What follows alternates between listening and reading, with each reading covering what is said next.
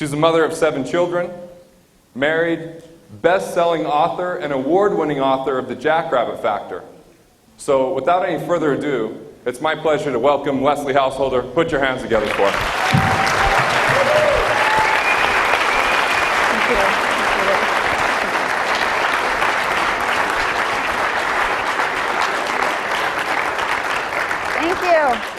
Thank you. Is the microphone okay?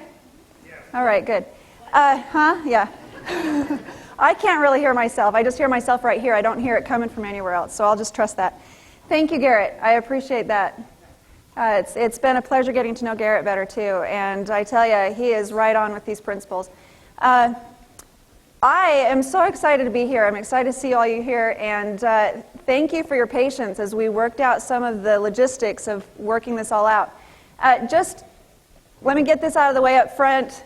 If it wasn't obvious, the little papers on your chair are comment cards or sheets that hopefully you'd be willing to give us some feedback at the end of this. Now, why is it 2-part carbonless? I don't know. It was a mistake. It's so that you can take home a copy of your comments. Isn't that really cool? Okay. Yeah, that was a mistake. There's no mistakes. There's a reason for that. Somebody's going to go home and be so glad that they kept their comments. I don't know. How many of you are familiar with the book, The Jackrabbit Factor, already? Thank you. Thank you. Okay, that's a good thing because if you hadn't read The Jackrabbit Factor, maybe there's some of you who have not, you may be spending the first half hour here kind of, I'm not sure about this. And that's okay. That's okay. Maybe you'll spend the whole time feeling that way.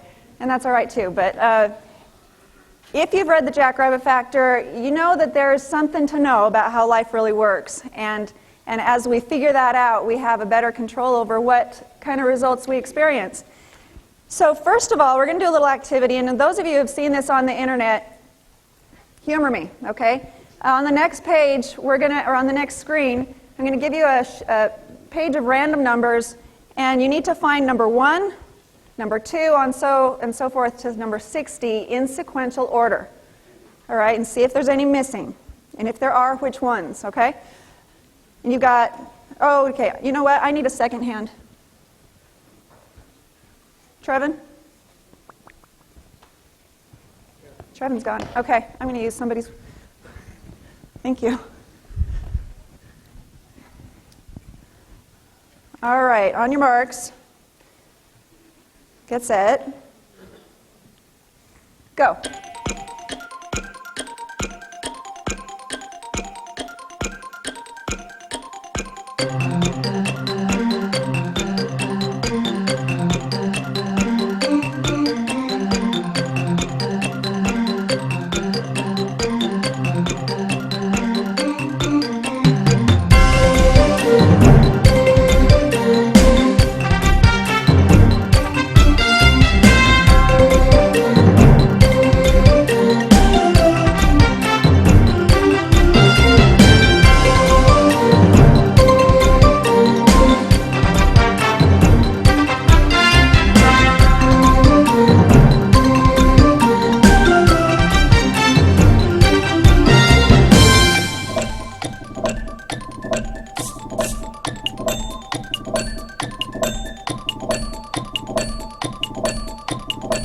Stop. How many of you got to 10? Raise your hand if you got to 10. 15. 20. 25. 30. Good for you. 40. Good. How far did you get in the blue? 45. Anybody beat 45? What'd you get? 51. Nice. Had you seen this before? Ah. Okay. You've seen it. I'm not even going to go there. All right, we're going to try this again. I want you to notice that the numbers are organized into 4 quadrants. Number 1 is in the upper, your right. Number 2 is there, 3, 4, and it goes clockwise.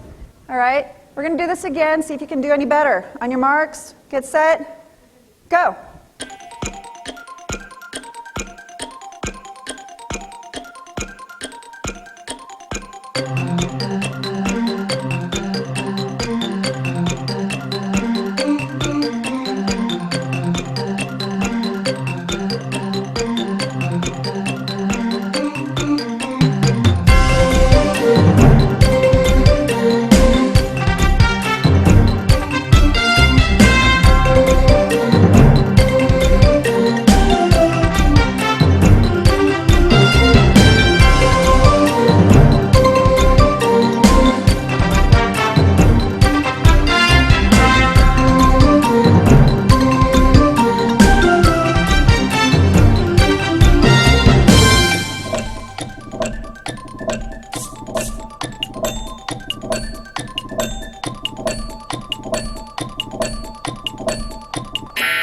Stop.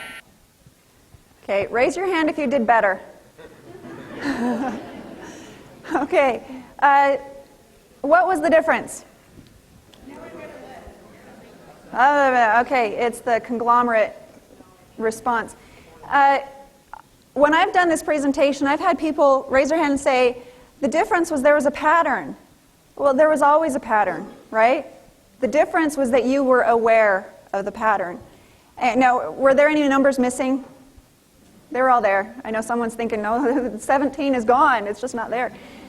Yeah, they're all there. And the reason I do this is because for many, many years, I was really frustrated with my life. Things weren't turning out the way I had expected them to turn out. You know, I had these dreams of what it was going to be like to be married and have kids and just be able to do all these things and be the Kool-Aid mom and whatnot. And when things didn't turn out quite like that, I began to start asking, well, why? Why not? Why is this happening to us? Why did this accident happen in our life? Why did this job loss happen? You know, and I was looking for answers. And when everything just seemed so random, I didn't know what to predict. I didn't know what to expect. I didn't know if I could even make plans, the kind of plans I wanted to make, for fear of things keeping me from enjoying those plans. Until I discovered that there are laws, natural laws, that govern success, that govern the universe and everything that happens in it. I believe in a God, and I believe that His universe operates by law. And when I discovered that, things started to go better for me. I started to live my life with a higher awareness, and things started to go better. Now, same task, right? Same task, just higher awareness. And that's what I hope to offer tonight, is giving you a higher awareness of how life works so that you can go about life as usual with this higher awareness and get better results from it. So, question is, how do people solve the money problem? If there's a money problem, first of all, is there a money problem? You know, that depends. Depends on who you are, where you're at, what time of month it is, right? No, I didn't mean that. Okay. Although, you know, anyway, we can delete that part, right? Okay. How do people solve the money problem? They work harder, maybe work longer, get another job, send the wife to work, send the kids to work, send the dog to work, whatever. Just to try to make ends meet. Be more focused, okay? Maybe you've got a job where if you're focusing harder, that maybe the money comes bigger. I don't know. Be more clever. What are some other ways that people try to solve the money issue or the money problem? We're going to have to raise hands because I can't hear the conglomerate. Yeah. Cut back. Budget. Yeah. They go to Idaho and live cheaper? Is that what it is? Lottery tickets. Yeah, do the lottery. What else? What's that? Charge for it? Go into debt. Sell things like yard sales. Yard sales. Okay. Yeah. Good network marketing. Network marketing. Awesome. You know, these are some of the things. I had somebody say once, rob a bank. You know, I'm not endorsing any of these particular methods tonight. We're just exploring, all right? I found out that the significant problems we face in life cannot be solved at the same level of thinking we were at when we created them. Who created them? Ouch, right? And let me explain this a little bit. This guy here has a problem. He's trying to fit this square in the round hole, and the solution exists, but it's on a different thought frequency than where he's presently at. And that's what those lines are going to represent. It's going to be our level of thinking. It's going to be the thought frequency. If you think about yourself like a radio, and in this room right now, there are countless radio station broadcasts going on in this room, right? If I have a radio in here and I turn it on, does it suck the music into the room? Does it attract the music? No. The music's already there. It tunes into it. It makes it audible. And what I found out is that we are like a radio. And our thoughts are on a certain level, and if we're trying to solve the problems that we're in right now at the same level of thinking that we're at right now, we're going to get more of what we're experiencing right now. And that's why that's why my husband and I became seminar junkies early on in our marriage. Because we realized, going to a seminar takes our thoughts from here up to here, and we start seeing solutions that we'd never seen before, that had always been there, but all of a sudden we were aware of them. There are thought frequencies, and as your awareness grows, your thoughts change. Every problem can be solved with just an idea. Every problem, every solution is only an idea away. That's all it is. It's only an idea away. And when we feel stuck, when we're concerned, when we're struggling or frustrated, if we just had the right thought, the right idea to solve that problem, it wouldn't be a problem anymore. And we find those solutions by changing our thought frequency, and I'm going to teach you how to do that. So you might want to ask yourself, what is your thought frequency? Where are you at? Take an inventory of your life the way it is right now. Good or bad, however you want to assess that. If things aren't exactly the way you want them to be, there's a very simple process to get your thoughts to a level where the ideas and the inspiration you need will come to you. A little bit of history. This is my husband and I when we got married in 1991 in Arizona. We rented this really cool getaway car. Herbie the Love Bug. Because we thought it would make a great picture. No, this was a car that my parents gave me. Here's another view of it. It's very impressive. Herbie would have been cuter. Two-tone rust and white. Actually, that's white. I know you can't tell. That's what the cover on the front's for. While we were going to seminars, while we were trying to figure out how to solve the problems that we were facing, see, all I wanted to do was be a mom, a stay-at-home mom. That's all I ever wanted to do was just raise my kids. And this is something that my husband and I agreed to when we got married, that's what we wanted. He wanted that for me. I wanted that for me. And so we had a match. It was going to work out. And a year later, after being married, along comes a baby, and where are you, Jacob? He's out there somewhere. Anyway, he's on his way to arrive, and I thought, okay, well, here comes the baby. It's time to stay home from work. We were not financially prepared to do that, but we were going to operate on faith. This is what we're going to do. It'll work out somehow. And what happened is I quit work, and that year we went into debt pretty good. And at the end of that year, my husband lost his job, and I was forced back to work, and so was he in another way. And it was really hard for me not to be depressed.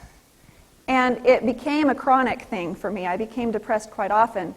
And we were looking for answers. And for the first 7 years of our marriage, we attended no less than 100 seminars, literally.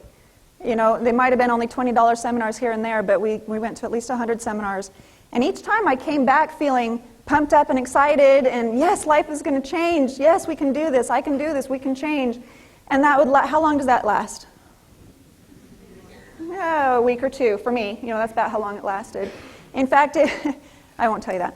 And then, and I think that's why I kept going to seminars, is because it was keeping me in a state of hope at least 2 weeks out of every month. And if I didn't have that, I would be in really bad shape, and I might not have gone on. I don't know. Was I frustrated because I didn't have the Ferrari? I couldn't care less about a Ferrari, I saw my kid, and when I went back to work that first time, after having that extended maternity leave, I remember dropping my baby off at daycare in the morning when it was dark, because it was that early in the morning, and then picking him up at the end of the day when it was dark. And that's how I felt inside. I never saw him during the day, and it was very depressing. And so finally, after about 7 years of this, and more kids come along and everything, I got to a point. Well, no, let me say this first. We were doing janitorial work at night after school and after our other jobs or whatever we were doing at the time. And one of the offices I used to clean was Stephen Covey's office. I've never met him, but I've emptied his trash many times. He has a beautiful office, or at least he did back then. I don't know what it looks like now. I'm sure it looks beautiful now too. But I was cleaning his trash one time, and in the trash was a bookmark. And I saw that. I'm like, ooh, I had a picture of Einstein on it, and I love Einstein. I love the things he said. I aspire to think like him, maybe. I don't know. He's got the crazy hair going on. But the bookmark said, I want to know God's thoughts The rest are details. And honestly, I can't tell you what that means, but it struck something inside of me thinking, you know, when I face a problem, have you ever faced a problem and you're just like, I don't know what to think about this. I don't know what to think. Have you ever thought that? I just don't know what to think. Maybe I'm the only one that's ever thought that. But something inside of me said that if I knew how to think about this challenge, it would all work out okay in the long run. And maybe that's why this bookmark stuck out to me. I want to know God's thoughts. Imagine if Einstein wanted to know God's thoughts. I'll bet you problems would be reduced to almost nothing if I could know how God thought. And that stuck with me. So eventually we ended up in this apartment. It's a 2-bedroom. We were not smokers, but there was a neighbor who smoked, and it came through the outlets, through the walls. And that added to my depression. I just thought, this is not where I belong. I feel awful here. And there is a patch of grass behind that wall. But one day I came outside, and here's another shot of it. One day I came outside and found that a neighbor kid had broken my broom in half. And that was the last straw for me, because I had control over how swept my kitchen was, and now I didn't even have that unless I'm doing this, you know, and I didn't want to do that. So I came out, and where my thoughts were at that time, okay, think about what I've told you in terms of thought frequency. That was a problem. A broken broom was a problem in my life, and it was such a huge problem, it just about sent me over the edge. The only solution I could think of to solve that problem was to call the police. I called the police on the kid who broke my broom. And the policeman handled it like it was the crime of the century. It was beautiful. It was beautiful. But his grandmother was not very pleased with me. She told me, she said, you know, it's people like you, that's the only reason that he's even got a record. So this was my neighborhood, and I wanted out. And it was actually in this location that I hit a sort of rock bottom for me, where all those years I'd heard seminar speakers telling me, think big, picture what you want, dream big. How many of you have heard that? Yeah. And I'd been hearing that for 100 seminars. And you know what I did? I thought, picture what you want, dream big, fine, I will. So I went to bed. I'm like, I'm out of here. I'm checking out. I just rolled over, and I thought, if life isn't going to show up the way I want it to, I'm just going to live it the way I want to, right here, la la la, just checking out. And I part of me felt really guilty about that, because I wasn't feeding my kids. They were finding their own food, 2 and 4 years old. And for about 3 days, I slept whenever I could. I just wanted out. And so I started picturing, okay, what would life be like if? I closed my eyes and imagined being in a house of my own. I imagined walking through the door at the end of the day, playing with the kids outside or something, and having them run past me, and in front of me was a living room, and if they went over here, they'd come through the kitchen this way, and that was a runaround, which is, by the way, very important if you have young children. My mother taught me that a long time ago, that if you're going to raise children, you have to have a runaround in the house. Otherwise, they're only dead ends, and that's no fun. And so I lived this in my head for a while, and I did it to spite the seminar speakers. I did it to spite them. They had my money. And I was a little bit bitter about that. And so I checked out. And a year later, we had moved into this home, which was a dream for me. I hadn't pictured grass.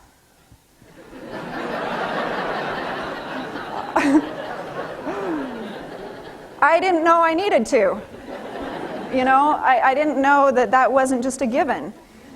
But if any of you have lived in Hesperia, you know that it's not a given to have grass. This is in California. And what happened was, I didn't realize that what I had done that day had had any effect on how we ended up here. I didn't know that. I didn't figure that out for another 2 or 3 years. And the problem with that is that what had actually happened was my taking the time to put an image on the screen of my mind and allowing myself to live it, to feel it for a period of time, started things in motion to provide the doors that would open for us and the path to line up in front of us to get us to a place like that. And the reason I say it's unfortunate we didn't realize what we had done there, and Trevan had a lot to do with this too, because he wanted the same thing that I did, but we ended up broke at a higher level. It wasn't long before I was depressed again.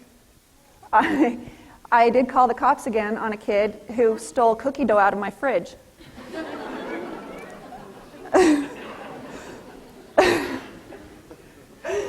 It's true. It's true. No, actually, I came home from somewhere and the door was ajar. I'm like, somebody's been here. And I went around and I had some jewelry stolen and some other things. And then I saw a trail of cookie dough going out the front yard. And I'm like, and so I did. I called the cops and I said, it's not really a big deal, but I think I've been broken into. Am I supposed to report this? And he came out and treated it like the crime of the century again. I don't know where these California cops had that much time on their hands, because you can't get them to help you find a stolen car, But he actually went around the neighborhood and interviewed other kids and found the boy. And I'll just on a side, it's really funny. He goes and he knocks on the door where the boy lives, and they come to the door with his mom, and he's behind his mom's leg. And he says, we've had a break-in across the way. And he says, do you know anything about that? And he's like, no, about 5 years old. And he's like, he looks at his shoes and he goes, we have footprints. And by the way, he fingerprinted at my house. He literally did. He went to the trouble of doing that. And then he looks straight at the little boy and he says, and we have fingerprints too. And the little boy goes, on the white plate. It was awesome. It was awesome. All right, so moving on. All right, so we're broke at a higher level. I'm depressed again, frustrated, angry. And we were facing questions like these. Maybe you face these. When is it better to have a car loan instead of constant repairs?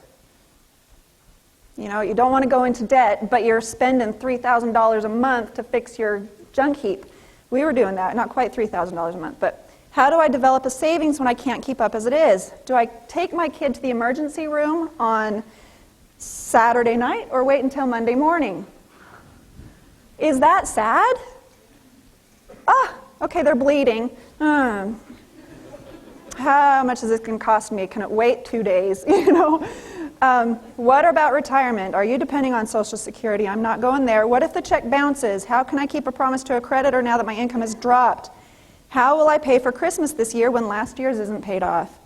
How will we survive after the downsize? How can we keep mother home from work? How far do I have to drive to save 10 cents in gas? Yeah, all right. So, still, even after we'd moved, we were still going to seminars and still getting a lot of good out of them. In fact, all those notes from all those seminars was the fodder for Jackrabbit Factor, just so you know. So it wasn't for nothing, all right? But I got to a point again where along comes another seminar, and I said, you know what, this is the last one. I am done. I can't justify spending money on seminars anymore. Honey, if you want to keep going after this one, fine, but I'm out of here unless something really changes. And it happened to be Bob Proctor, who was the guest speaker at that event. Any of you have heard of him. He has been our mentor for a number of years, and it's because of what we learned from him that everything we do has kind of come about. So, but the problem is I went to that seminar, and I was so fuming about what we had spent to get there that I wasn't paying any attention. I didn't really listen. And he did a Stickman presentation. And by the end of it, everybody's in a buzz about what it had done for them right then and there. And I'd never seen a reaction to a presentation in all those years like I was seeing right then. And I'm like, what'd I miss? I leaned over to my husband and says, well, what'd he say? He had just spent between 2 and 4 hours developing this concept, and I wanted Trevan to sum it up for me in about 30 seconds. It wasn't going to happen. And so about 6 months later, he was invited back to speak again. And this time I thought, I'm going to go and I'm going to listen. But this is the last one. This is the last one. And, at one point I was able to meet Bob in between sessions, and I'd heard that he is a good way of kind of picking up on how you think just by meeting you. I don't know, I thought, well, that's an interesting little circus trick. Let's see what he has to say. So I went up during the event in between sessions, and we stood there. I mean, how do you stand when you know they're analyzing you? And he told me, he says, you've got a pretty good balance between the right and the left brain, but you're primarily creative. And I thought, okay, he doesn't know what he's talking about, because I'm a math major. I was a math major, and I am very analytical. And I told him, I said, I have a hard time believing that, because I'm always thinking, I'm always analyzing, I'm always looking at my situation and figuring it out and analyzing it and hashing. Any of you process? Something happens and you process it, don't you? And your husband's like, are we still talking about that? So I process, and I told him this, and he looked me square in the eyes and he said, you're not thinking. Straight face. Your mind is busy, but you're not thinking. And I thought, was I just insulted? I didn't know. I processed that one. I thought, I literally processed that one for a year. It took me a year to figure out what he meant by that. And I'm going to tell you you want to know what he meant by that? For those of you who process? Okay, I will. We'll get to it. Anyway, it was after that event, I'm going to go back to this a second. It was after that event that, or during that second presentation, my husband and I were sitting there, and he's showing us this presentation. And halfway through, we look at each other and we're like, that's all it is? That's all it is? This is what they've been trying to tell me for 7 years, or by this time it was 9 years. All of a sudden, all the things that we'd been told all those years were boiled down into this one simple illustration on how our mind works and how to change your life. And we took that, our awareness, we just went, new awareness. All of a sudden, the lines are all over that number grid thing. And shoot, this is easy. 1, 2, 3, 4, 5, 6, 7, 8, 9, 10, And we came home, and within 3 months, tripled our income. After all those years of beating our heads against the wall, figure of speech, things changed very quickly. And in case you're wondering, it wasn't because our business went phew, because it didn't. It's because he was led to an opportunity that tripled his salary in his industry, which, if you're thinking right now, oh, that can't happen in my industry, we didn't think it could happen in his. So, and that was before we even really got independent of a job. So it doesn't have to be in business that this happens. Anyway, when the lights finally go on, you experience a degree of power and control over your life that you didn't even realize was possible to have. And that's what we experienced. Now, after about 6 months, his company sent out an inquiry to see if anybody was interested in teaching what they'd learned. And I'm like, oh, I've found my passion. This is, I can't not share this. This has made such an impact. I mean, if life had been pretty good, and we'd seen this, and we made it a little bit better, that would have been one thing. But this was like living like this, and all of a sudden, whew, freedom, relative freedom. It was night and day for us. And so when he said that, I'm like, I'm all over that. And I went and I trained with his company to facilitate his programs. But I found that putting on seminars all the time was very time-consuming. It was hard to get a crowd together. It was all these things that were difficult for me to do at the time with my children and whatnot, that I decided, okay, these are my kids now. I decided I needed to create something that would be the seminar for me, because if I wasn't teaching it, I felt guilty. I felt like I have been entrusted with this information, I have to share it. And so that's why I wrote The Jackrabbit Factor. That's kind of how that started. And after it came out and it became a bestseller, all of a sudden the demand for seminars went up. And I'm like, that's not really what I meant to have happen, because I was doing that so I wouldn't have to do seminars. And don't get me wrong, I don't mind being here with you. I enjoy this, okay? It's just that at the time it was insurmountable for me to think about doing. In fact, by the time this happened, my husband was working about 2 hours away, commuting 5 hours a day. And I had all the little kids, and I was expecting, and it was just too much. So that's why we did this in the first place. Our purpose now is to help families achieve prosperity through a heightened awareness of universal law and an increased understanding of the magnificent human mind. What I found out is if you can get a new paradigm about two things, number one, about the universe and how it works, and about you, how you work, and how you two can work together, you and the universe and God's creation can work together, you can solve your problems a little more confidently. And a couple things I'm going to cover about yourself. There's three parts of you. It's your physical, the physical aspect of you where you can see, hear, taste, touch, smell. And non-physical, it's your perception, reason, will, memory, imagination, intuition, and essentially the stick person model, which I will show you here in a minute. Universal laws, by the way, we don't have time to go into these. It's covered in the book Hidden Treasures, which if you got the goodie bag, that's what that CD is for, that tape set. But I found out that if you've seen The Secret, or if you know anything about the law of attraction, that is just one of the laws. That is just one of the laws. And so if you've tried to apply what you've learned about the law of attraction and the results aren't quite showing up the way you think they should, understanding the rest of the laws is very important. Essentially, it helps you know how to think when you don't know what to think. And when you and universal law work together properly, you get inspiration and hunches. You tap into that. You attract more favorable resources. And I don't mean that you suck it into the room. All the resources you need are already around you. You become aware of them. You begin to resonate with them. Those connections start to happen. Like if you're in an elevator, say you have a business dilemma, and you're in an elevator with somebody, and that person may have the solution to your dilemma. What determines whether or not a conversation is struck up?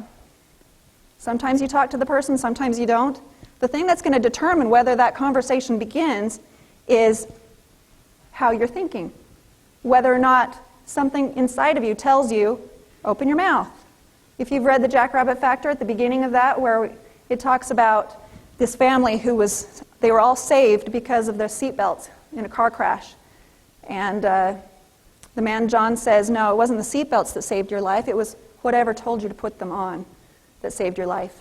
And that's essentially what can happen to us as we start living by these principles. The inspiration, the little notions, the little nudges, sometimes imperceptible, that tell us to do whatever, are going to help us achieve those goals that we've set if we've set them properly and if we utilize these principles. Question is, what does your mind look like? If I'm going to tell you that you're going to need to change the way you think a little bit, sometimes it's hard to do that. It's very abstract. But we're going to give you a model. This is called the mind model. I want to point out that your mind is not your brain. Mind is moving thought energy through three parts of you, three primary components. And those components are, number one, the conscious part of your mind, the subconscious, and your body. In this model, the conscious and the subconscious part of your mind are drawn bigger than your body, because while your body does play a part in what happens, because that's where you're taking action, that's when you're shaking someone's hand, that's when you're calling someone on the phone, it's what you do. The greatest work and the most effective work is going to happen right up in your head. The conscious part of your mind, this is where your awareness lies. You're aware of being in this room.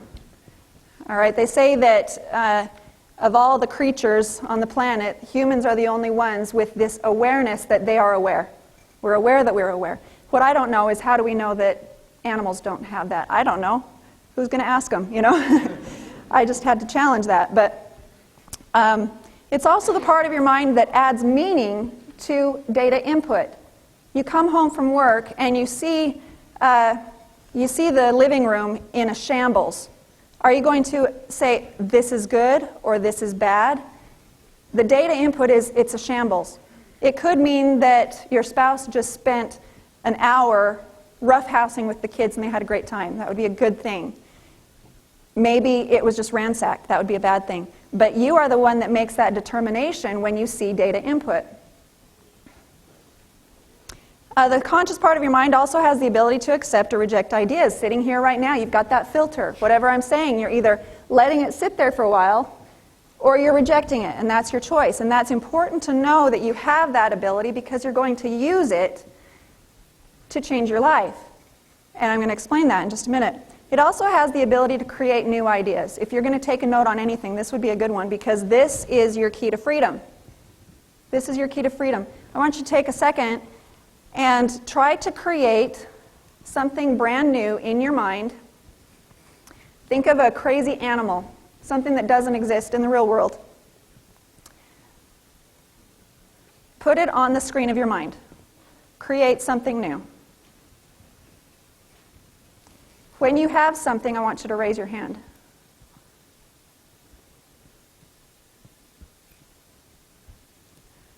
Okay, really loud. Can you describe what yours is? Yeah. No, up here. Yeah. All right.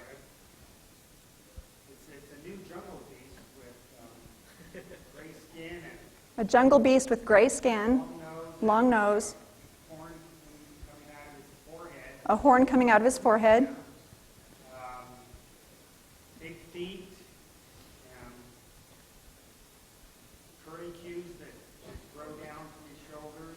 big feet and curly cues that grow down from his shoulders. This is beautiful. That's great. Does it have a name? No, it doesn't. Would somebody like to name his creature? Yeah? George. Why not? Why not? When I've asked this question before, I've had people say, and I'll call them and they say, unicorn, or jackalope, or something like that. And I'll say, great, is that a new idea? It may not exist in the real world, but was it yours? Was it original? And that's what I'm trying to get you to do. Now, just, if any of you have a hard time creating something? A little bit. Kind of hard to formulate an image of something. Well, then do this. Picture your car. Raise your hand when, close your eyes and raise your hand when you can see your car in front of you. Okay? Okay. Combine those two skills and you've got this. It's putting something on the screen of your mind that wasn't there a minute ago on purpose, and as you work on creating something that doesn't really exist now, you've got the first step to changing your life. In other words, what we're going to do is we're going to practice seeing how we want life to be. And I don't mean just these random thoughts that pop in and out of your head that say bigger house, car that starts, whatever, you know. It's picturing it. It's going through the verb, the action, the process of painting it on the screen of your mind and seeing it. That's the first step. And for some people, that's the hardest thing to do. But we can't overlook it because that's the key. The subconscious mind, this is what is controlling your automatic life-sustaining functions. This is what keeps your heart beating all day long, whether you remember to make it beat or not. Thank heavens, right? How much thought did you put into keeping your heart beating today? Our subconscious mind handles that. It also keeps you breathing through the night. It cannot accept or reject ideas. In other words, if it's got an idea that's planted in the subconscious mind, it says, oh, okay, that's true. That's true. And we're going to talk about how ideas get there. It's the center for your emotion. It's your emotional center. In some cultures, it's called your heart or your spirit. It's the emotional part of you. And your body. This is where your behaviors are displayed. This is where your health conditions are manifest. And it's also the part that determines how people respond to you. And I'm not talking about how you dress. And I'm not talking about your body language so much as I'm talking about how people feel when they're near you. Have you ever walked into a room where somebody is angry and you've walked in and you felt something is not quite right? All right, so the feeling that people get when they're around you, it's an energy that you're putting off. You know, they've been able to photograph energy that comes off of us. And it's because we're vibrating. On a molecular level, everything is in a state of vibration, and we are going to talk about that too. So, And then the fourth part we're going to talk about are the results. And in this model, they're going to be pointed out there. That's where they're always going to be shown in this model. Now, I want to point out that, as James Allen said in his classic, As a Man Thinketh, the outer conditions of a person's life, the results, will always be found to be harmoniously related to his inner state. And I don't mean his conscious mind, I mean his heart. Woo, hello. His subconscious. Men do not attract that which they want, but that which they are. So in this model, whatever you're thinking on a conscious level is going to have very little permanent effect on your results. The thing that's going to keep your results what they are is what's going on in the subconscious mind. The part that's keeping your heart beating. The part that's keeping you broke. The part that's keeping you in situations that you don't want to be in. It's handling it for you all by itself. You can thank your programs in the subconscious mind for keeping your life a certain way. How many of you have tried different things and ended up with the same results, no matter what you do? I tried this, I tried this, I tried this, and no matter what I do, I get the same thing. It's like the body, no matter what the body does, no matter what you do, your results are going to be a reflection of what's going on in the subconscious mind, not the conscious mind, not the actions, but what's going on in here. And so that's why two people can be doing the same thing in the same business and get completely different results. I remember, I don't know if this is the right place to tell this story. I will tell it anyway. I remember a long time ago we were trying to build a business, and someone had told us that if you just show 150 presentations, you should be making $2,000 a month, because they had never seen anybody show that many presentations and not make $2,000 a month. We're like, great! So what did we do? We created a chart with 150 squares. And every time we showed a presentation, we put a smiley face on the square. Because we knew that when we had that filled in, what would we be making? $2,000 a month. We're so excited. At the end of those 150 presentations, we weren't making any money. I think we were the first people to come along to prove that theory wrong. And what I found out is that we were doing the actions that someone else had done without the vision that they had had. What happened was we were so focused on filling in that sheet that who were we attracting? Who were the people that we were showing presentations to? We were showing it to people who would be kind enough to let us show them a presentation. The other people who were doing really well, they were attracting people who wanted what they had to offer. So are the results going to be different? Absolutely. Same activity, different results. And it's because of our thinking. All right. This on the left, on the left is a child, a young child. Ideas come in, there is no filter. They believe everything. They believe everything. You can tell them anything and they're like, okay, yes. You can tell them the world is flat. Okay, yes. Whatever. Whatever it is.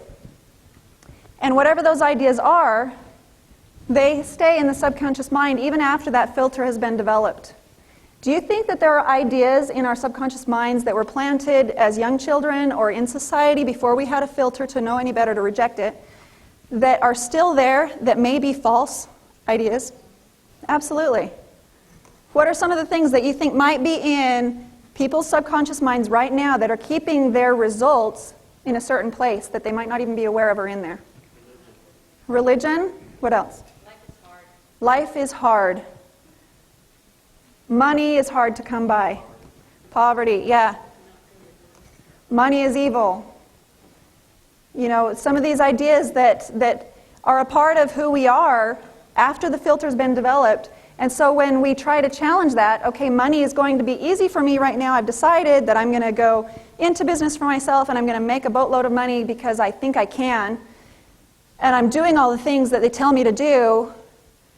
And my results aren't showing up any different. It's because I've got this automatic life-sustaining function that keeps me where I belong, or where my subconscious thinks I belong.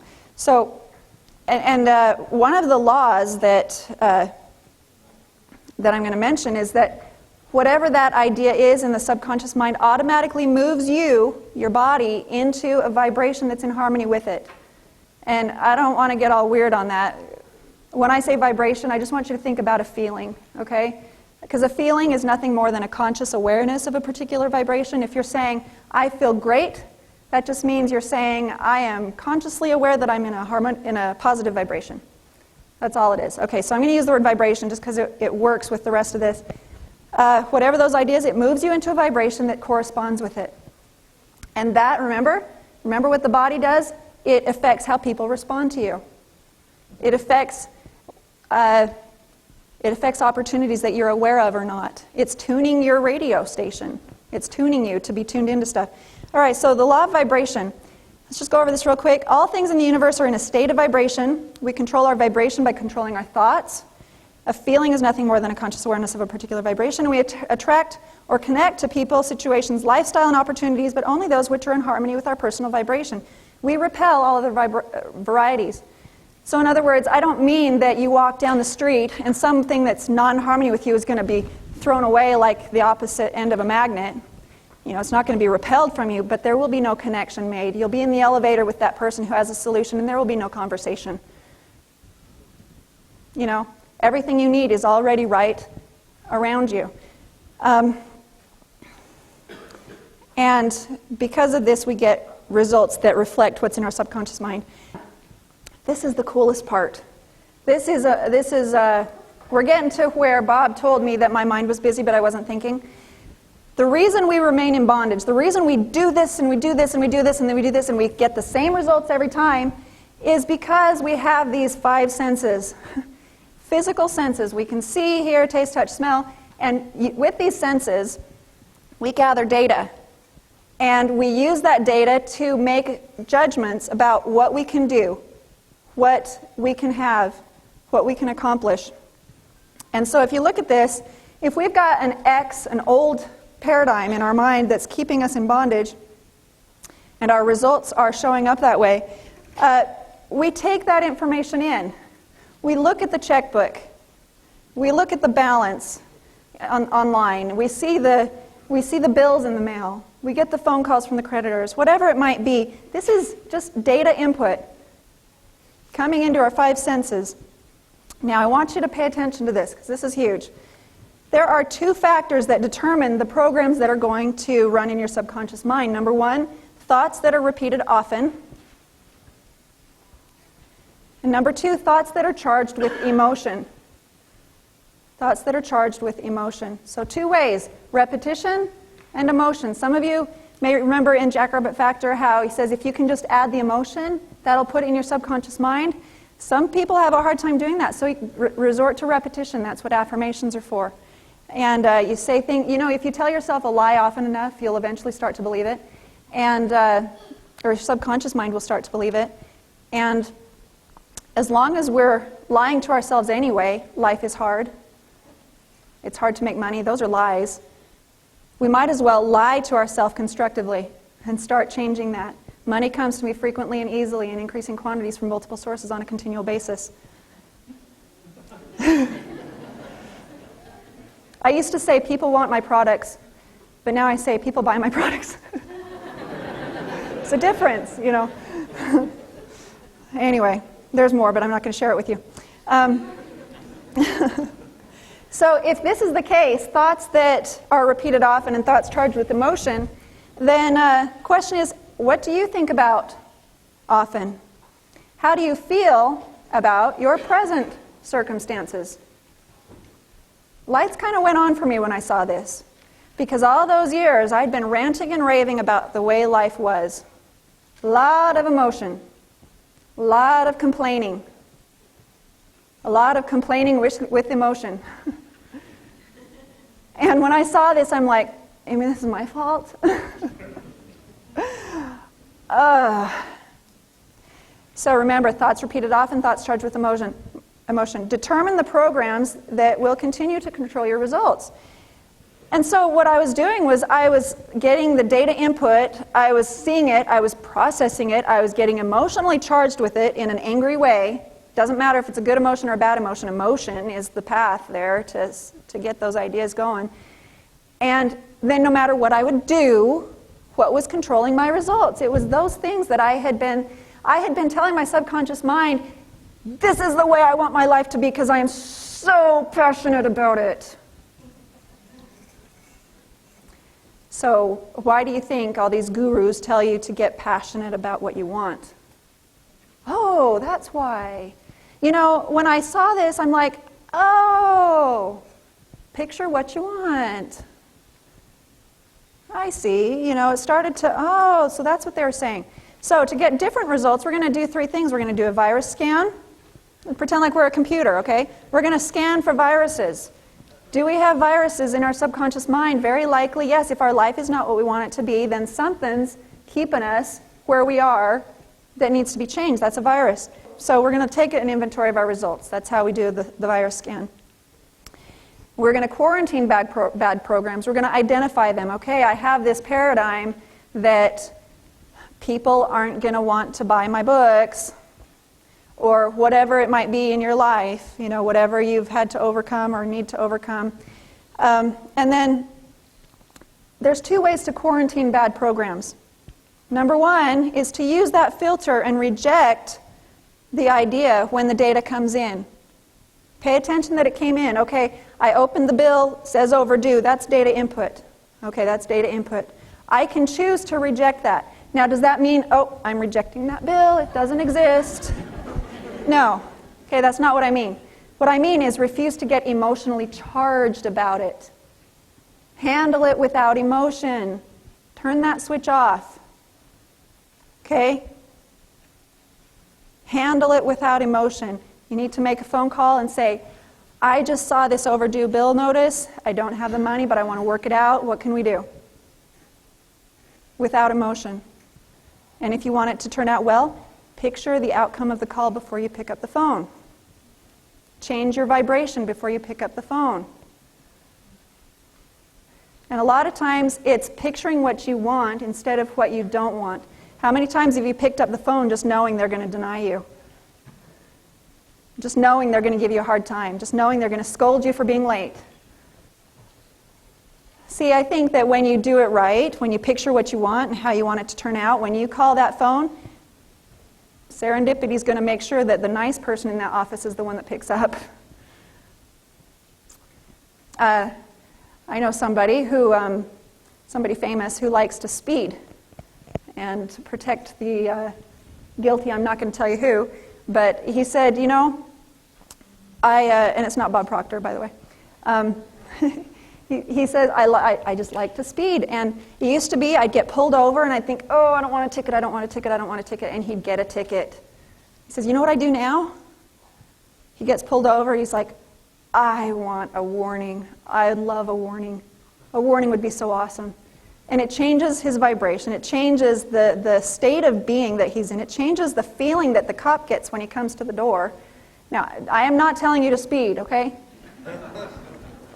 Obey the law. Obey the law. But picture what you want instead of what you don't want before you take action. Simple. All right. So, if you've got a negative idea, reject it by refusing to handle it emotionally. Another way is to take that data input and assign a positive to it instead. You get to choose what kind of meaning you put to the data. All right, so you're stuck in traffic and you're late for work and you're getting emotionally charged about this traffic, and you can stop and say, okay, I choose to attach a positive meaning to this. Okay, I might be late, but I might be avoiding a wreck that's about to happen 2 miles ahead. You can make something up. Whatever it takes to put you into a positive feeling before taking action. You know, it's one way to avoid road rage, you know. So anyway, if you can attach a positive meaning to it, go ahead and let yourself get emotionally charged about that. Let yourself feel really good about that. And if you do, it will automatically move you into a positive vibration, and as a result, your results will be positive. Uploading new programs is the 3rd thing, and we do this through repetition or emotion. And we do this by creating a brand new idea entirely, not depending on our 5 senses to bring in data. We create our own data. Like I checked out and pictured having a home of my own, thinking I was doing something wrong. That's one of my programs, is that it's wrong to do that. How wrong was that? I've learned it was a good thing. It's a good thing to picture what you want. And it begins with a dream. You allow yourself to create it first, and that can take some work. That's probably the hardest part in this. And let yourself think about it on a conscious level. Fall in love with the idea. Feel the emotion you expect to feel as if it was already true. Now here's the key. Your subconscious mind cannot distinguish the difference between an experience that is imagined and one that is actually true. Now that's kind of your, what's the word? That's your advantage over your subconscious mind, is you can feed it whatever you want. It's going to say, oh, okay. Oh, so that's my new truth? Oh, so that's true? Okay. If that's true, then I better get you moving in this direction. If your new paradigm says, I have great relationships. Oh, so you have great relationships now. Okay, great relationships. We'll work on that. And subconsciously, you're going to be moved to do things that you wouldn't have done otherwise, or give you ideas that you wouldn't have thought of otherwise to help those relationships. See, it's not just about money. It's about change. It's whatever you want to change. And really, faith is to believe in something you cannot see. That's what you're doing. You're creating something on the screen of your mind, and you're having faith that it's going to help you behave better. And really, for faith to work, where do you think the effective belief must take place? Do you think it's having faith up here that, oh, I'll just quit my job and I trust that everything's going to work out because I have faith? Where deep down in here, I'm feeling really worried. I'm really worried because I'm picturing the disaster that's going to happen if the income has dried up. I'm picturing the train wreck at the end of the month. That's not faith. Faith is when it comes from here to here. And you can either do that through emotion by feeling it, letting yourself see it ahead of time, or repetition. And repetition sometimes takes longer. If you can do both together, powerful. By law, the new idea firmly established in the heart or the subconscious mind must manifest as an altered vibration in the body. It automatically moves you into a vibration that's a new vibration. And then by law, the new vibration causes you to resonate with or recognize new opportunities. If you take action, the corresponding Y results become predictable. Predictable. Now back to this. You're not thinking. Your mind is busy, but you're not thinking. This is busyness. That's the bondage cycle. What did I tell him? I said, I'm always looking at my situation and trying to analyze it. What's that going to do for me? Give me more of the same. And he knew that. When I said, I'm always thinking, I'm always analyzing, I'm hashing things, I'm looking at my situation, he was probably thinking, oh, you poor soul. Because he knew better. I mean, he knew exactly what I was doing. And he knew from that I was having a hard time changing.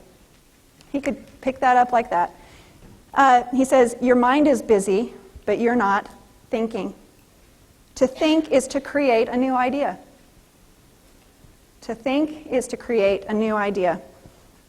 Now, when you go to take action on a new idea, when you've planted the new idea in your subconscious mind and it moves you into a vibration that corresponds with it, you're going to have opportunities show up that you've never had before. And it might not be what you asked for. You might not know that this is the how it's going to happen, but it's going to be new, and you're going to say, I think that would actually help me accomplish my goal. And when you choose to take action on that, you're going to face a terror barrier. It's important to recognize it, understand it, and know what to do about it. And we're going to gain the proper awareness, which will help you push through it. So this is you. This is all of us.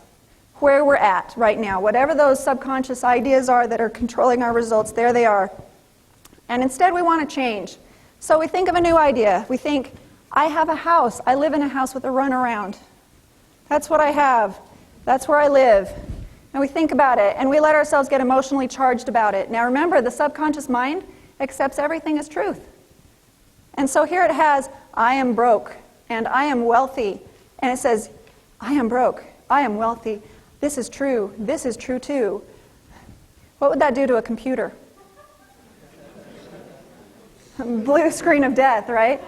Yeah, that wouldn't be good. It would confuse the computer. And what it does to us is, remember I told you that whatever that idea, it moves you automatically into a vibration that corresponds with it? Well, it's going to move you into an XY vibration.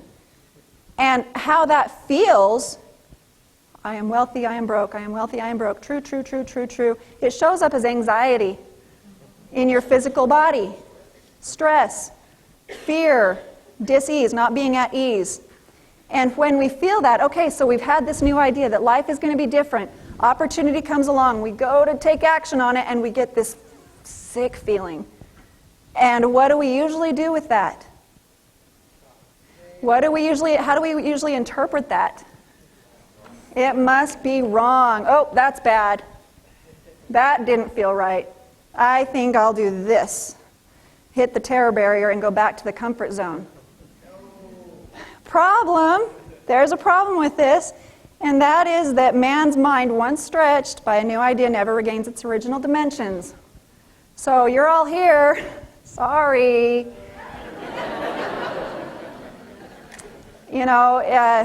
Sorry. It's a trap. You got to grow or you're not going to be happy. That's the way life is.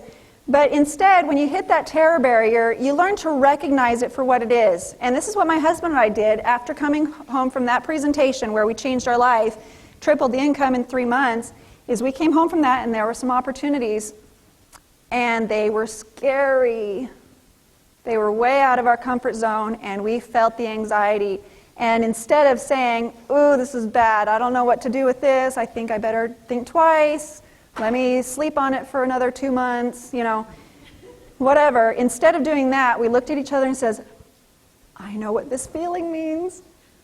I know what this means, because what it means is that you're this close to breaking through. If you take that action, you can know that the results will be Y results. There is no guesswork here. You get through that anxiety, and the results are predictable because you have altered what's going on in the subconscious mind. Now, what's already in there is always going to be in there, but you can override it. It's like your computer. It has all these programs that are there, but they may not be running. The ones that are running are the ones that you choose to run, and that's what we're doing. It's making that choice.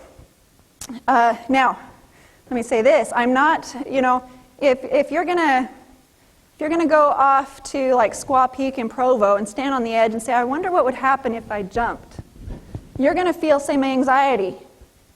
That's good anxiety. All right, I'm not here to tell you how to overcome the anxiety of doing something stupid. And how are you going to know the difference? You're going to know the difference because you will have created a new idea in your mind on how you want your life to be. You're going to have an opportunity show up, or an idea, or a thought to call someone, or a thought to go somewhere or do something. And you're going to feel, it's going to feel right in your heart. It's going to feel wrong when you go to take action. I don't know that jumping off Squaw Peak is going to feel right in your heart first. Do you know what I'm saying? Okay? And it's because your heart is going to resonate with the new opportunity, and it will resonate with you because you had moved yourself into a vibration that was in harmony with it by creating the idea and allowing yourself to get emotionally charged about it. So the question is, what do you want? And I suggest you write it down. Jackrabbit Factor will tell you why. Your results will be a reflection of the ideas to which you give the strongest emotion. So, do you fear poverty more than you love abundance? Or is it the other way around? Whichever one is the stronger emotion is going to guide that ship. Let me just tell you a quick story. I was in a rush. I needed to hurry up and get a package ready for the mail, and I was looking for my packaging tape. And I knew it was in this closet because I had just seen it not long before. And I went in there, and I knew it was in there, but I was in a hurry. Have you ever been really ineffective when you're in a hurry? You get in this stressful thing and nothing works for you because you're in a vibration of stress. And so I'm in there and I'm looking for this packaging tape, and I know it was on a shelf, and I'm looking back, and I've got my hand out like this so that I be sure not to miss it. And I'm back and forth, and I go on this wall, where's the stud? Oh my gosh, I gotta go, where is it? And I'm just like this. Okay, this will repel what you're looking for. This will repel the change you want to make in your life.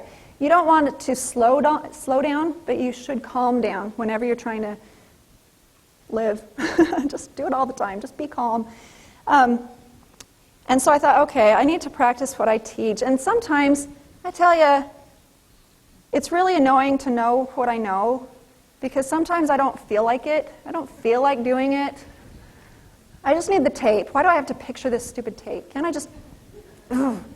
I thought, no, all right. So I went around the corner. I don't know if you can see it. There's a couch over there. And I sat down and I thought, okay, here we go. I'm breathing deeply. I've got the screen in my mind, and there's the packaging tape. And I'm holding it. I'm going to involve all the senses I can, because that helps trick my subconscious mind into believing that I am one with this tape. And I'm feeling it, and I'm rotating it, and I'm doing my fingernails on the little edge, because that's what I do, you know. When you're using it, everybody does that, right?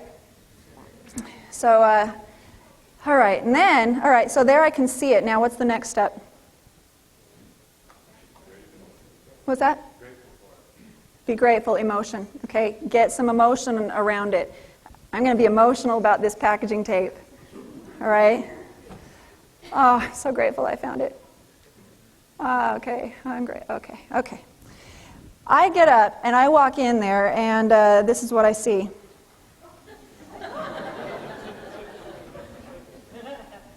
So I either literally created that tape out of thin air, or it was there all along and I just was repelling it. It was not a part of my life until I became in harmonious vibration with the packaging tape. I know it sounds silly. I dare you to try it with something. Go home and find your lost car keys. Okay? And if you can experience it with something silly like this, and you see it happen enough, you start thinking, well, what could I do with my life? What could I do with my life? We have no comprehension of the power of our minds and the tools that God gave us to live and live abundantly. His universe is abundant. If we're not living in abundance, it's not because the universe is lacking. It's there. If you can conceive it, you can achieve it by law. Don't filter it, fall in love with it. Let me just ask you this question real quick. Is it wrong to want more? The object of all life is development. Everything that lives has an inalienable right to all the development it is capable of attaining. A person's right to life means his right to have the free and unrestricted use of all the things which may be necessary to his fullest mental, spiritual, and physical unfolding. I subscribe to that. I believe that we are here to grow and become all that we can be, all that we were meant to be, and if money is preventing that from happening, then there's something wrong, and it needs to be fixed. So now, again, this is where we came from at that point. This is what it turned into over time, and I don't show you that. It's not to impress anybody, because holy cow, this is a tract home. All right, there's really nothing special about it where we live. It's whatever, but I just show you this to show you the change that can happen. And also, prosperity is not about how much money you have in the bank. It's not about where you live. It's about, are you able to accomplish the things you feel you need to do to develop yourself and to develop your family to their highest potential. If there's something keeping you from doing that, and this, I'll tell you, there was a purpose for absolutely every feature in this home. We finally moved back to Arizona, where my husband's extended family lives, and we needed a gathering place for the extended family because we're very tight-knit family, and there was no place to get together all at once. And we set out to have a place where the family could get together. That's what that was for. So do problems go away? No. There will always be problems, because through problems we grow. Through overcoming challenges, we get stronger and we grow. Let me just share you a quick story. It was probably a year or so after we had seen this huge change, and a few years. And I was paying my bills online. I set up a bill pay thing, and it just sends it off automatically. And I needed to pay Verizon about $46.23 or something like that. And I entered it, and I forgot the decimal, and I hit send. I sent Verizon more than $4,000. And I'm like, I didn't mean to do that. And so I called them up, and they said, well, they were going to use it as a credit. For how many generations, I don't know. But I said, no, I really need you to send that back. Wouldn't it have been nice if that check bounced? Have you ever wished a check would bounce? Don't answer that. So yeah, that was a problem. That was inconvenient. I had to wait 2 weeks to get that money back. And that wasn't fun. I would have much rather have had it there for the things that it was meant for. So problems don't go away. You just get different kinds of problems. It all started with the Stickman concept, which has been huge to me. So in summary, your subconscious mind controls your results. You can change subconscious programming through repetition and proper use of emotion. Significant change requires passage through a terror barrier. Now, when it shows up, get excited. Because it means that you were successful in taking an idea from here to here to here. If it's not here, you'll never feel the anxiety. Understanding the terror barrier can help you take action. Results become more predictable and desirable. Now imagine, what could you do with your life? What could you do? Make no small plans, for they have not the power to stir men's souls. Make no small plans.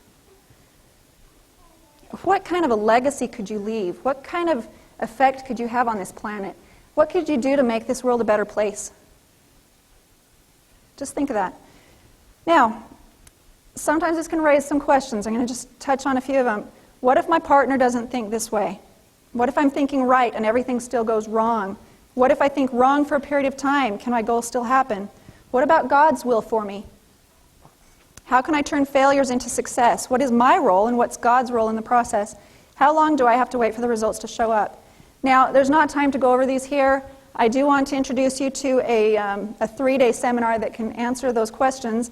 It's called the Principles of Prosperity 3-day seminar. It's $29.95 per person, plus airfare, sitters, and whatever if you need it.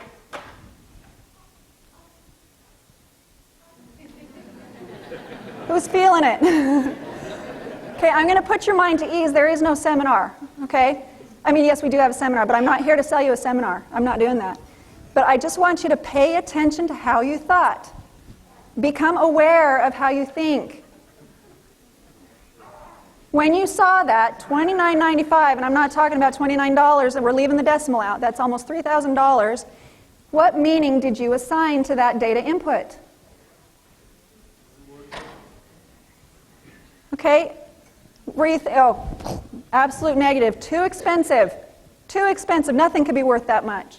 Well, you think if it could help you learn how to earn $3,000 over and over and over and over again the rest of your life, would it be worth it? Some of you may have even thought, that's too cheap. Couldn't do me any good. Seminars I go to are at least 10 grand. You're laughing. It's true. There are people out there that feel that way. If it's not expensive enough, they don't need it. So maybe you rejected the idea right off the bat. Or maybe you felt, you know what? I believe this could really help me achieve my goals. But whatever actions you take on an opportunity like that, by our choices, we shape our circumstances. Now, the truth is, we do have a 3-day event coming in January that does cost $29.95, but not everybody is invited to that. If you've ever thought about teaching this kind of material, you'll want to ask us for more information on that. But otherwise, where do you go from here? Where do you go from here? That's a cue. Hello? Okay. Thomas? Maybe they can hear me out there. All right. Anyway, there are some level 1 items that we do have available here tonight. The Jackrabbit Factor book, the Hidden Treasures book. Books are regularly $14.95. Tonight they're $10. Audios are $20. If you want extra, more than what you got in your goodie bag.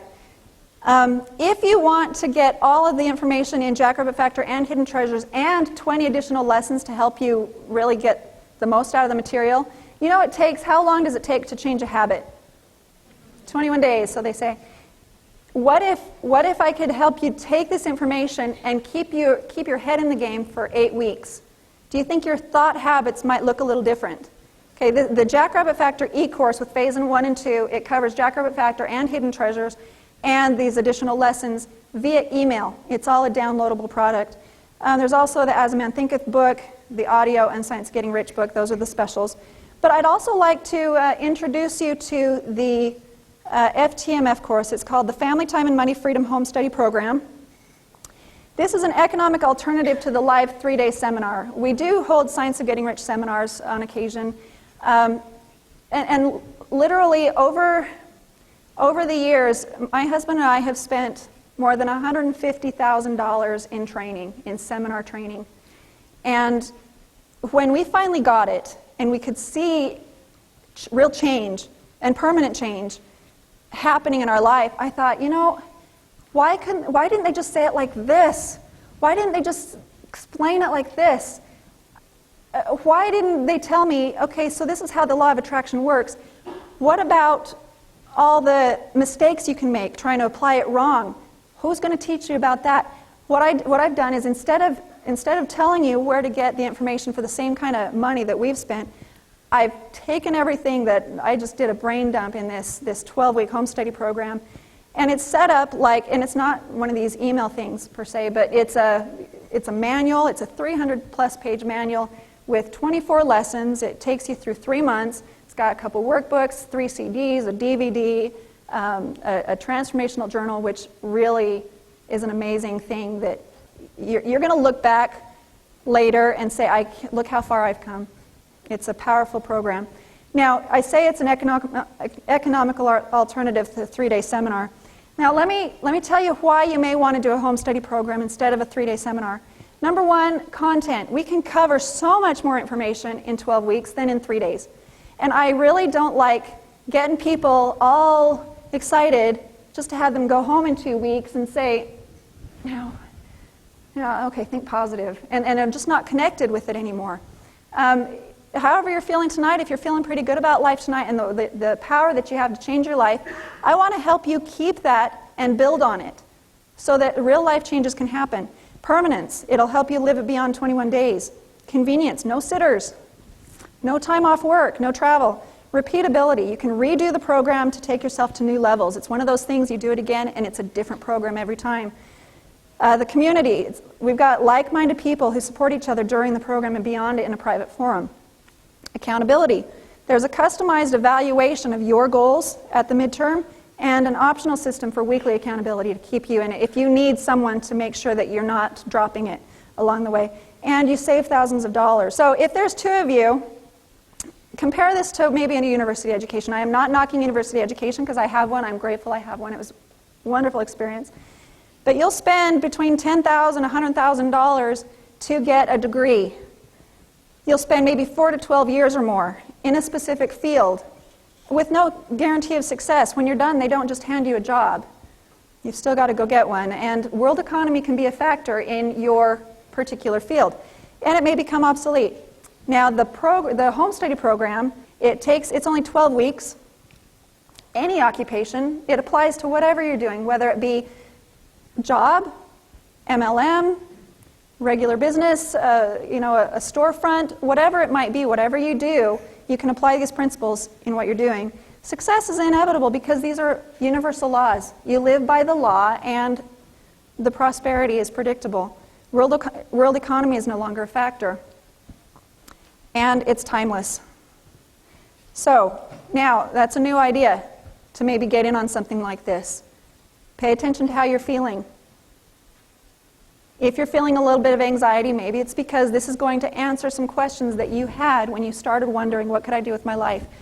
If you're not feeling any anxiety, maybe it's because this isn't the right time for you, or whatever. It doesn't matter. I want to know, has this presentation been valuable, whether or not you buy anything? Has this given you something that you can take home and do something with your life right now with what I've given you? If I have, thank you. Thank you. Then I've done my job, because I wanted this to be something where you could walk away from it and say, that was just what I needed tonight. Now, this is just for serious students. If you're serious about implementing and learning how this works and getting it on a deeper level and in your heart, if you're wanting to get it in your heart, get the home study program. Get the home study program. You'll discover that ask and you shall receive is a true promise. And let me show you how to live it.